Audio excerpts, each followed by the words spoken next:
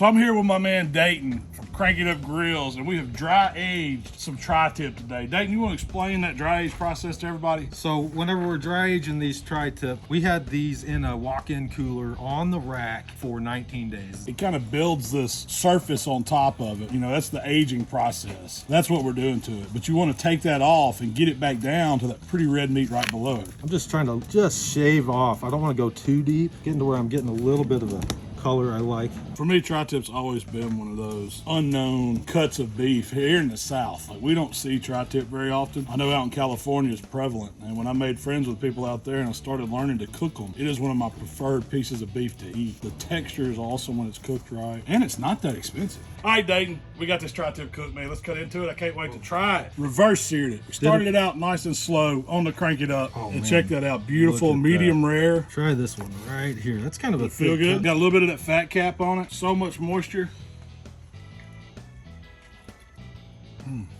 Dude, that dry age has flavor. Delicious.